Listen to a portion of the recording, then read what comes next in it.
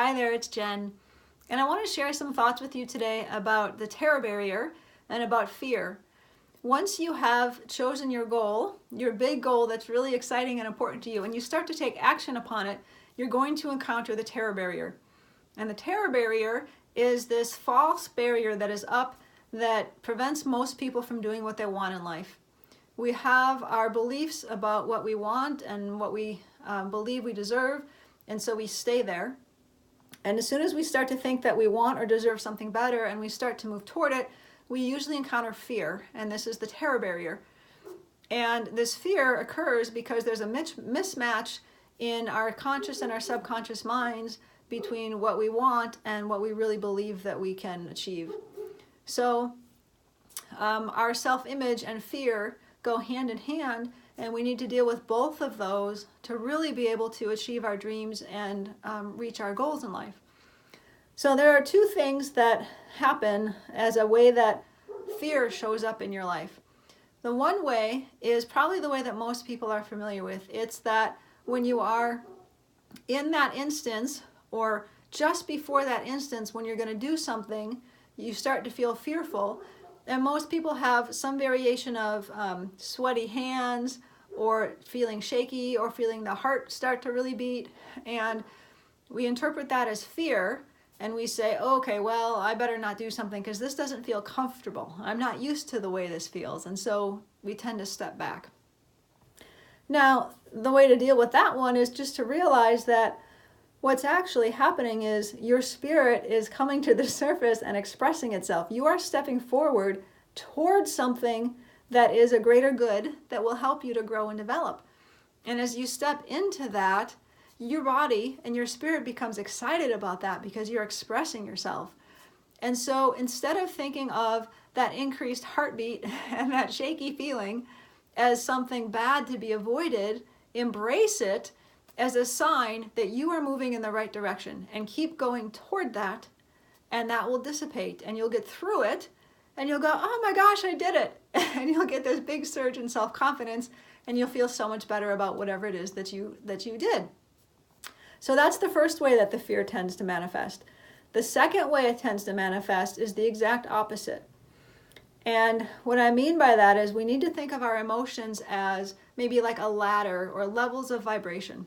So love and joy are the highest levels of vibration, and we tend to feel light and happy when we are experiencing those emotions. Fear is down at the lower level of vibrations, and when we're feeling fear, we tend to be heavy or maybe depressed or sad or lethargic, something along those lines. So another way that fear tends to manifest itself in your life is by the lack of desire to take action. So maybe you've got a list of something you're going to do, and it's going to move you out of your comfort zone, and you'll do one of two things. You'll say, oh, I don't really want to do that. I don't feel like doing that. Or your brain will kick in and logic will come into play. So you will start to hear reasons why you shouldn't do something. So this fear is not coming across as what you might maybe be most familiar with the increased heartbeat and the sweaty palms, but it's coming across as logic and lack of action. So you tell yourself, no, I can do that later today. Procrastination is a huge sign in many cases that we are experiencing or avoiding coming across the fear. So you'll have the logic going on in your mind. You don't need to do that. You can do that later. That's not that important. Or I just don't feel like it. I'll just do something else.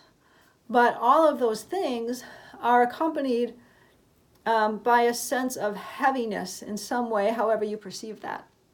So you've got these two ways that fear is going to manifest itself in your life as you're starting to move forward.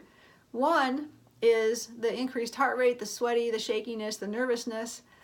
And the second one is going to be logic and lack of desire. So in either case, the only way to deal with that is to move through it. You have to go through the experience to get to the other side of it, and then you will feel lighter, you'll feel happier, you'll feel proud of yourself for accomplishing whatever it is that you've set out to do. If, on the other hand, you continue to experience these things and you continue to back off and back off and back off because you don't like the way it feels, you will continue to feel heavier and heavier and heavier, and this can lead to depression and anxiety, because what we're doing is we're continually suppressing these desires of our spirit for greater and for more and for better. So next time you encounter one of these two types of fear coming across in your life, recognize it for what it is and just move through it and see how you feel. It'll make a complete difference in how you feel about yourself, and you will slowly build up your self-image in the process. Have a fantastic day. Go out there and move through your fears.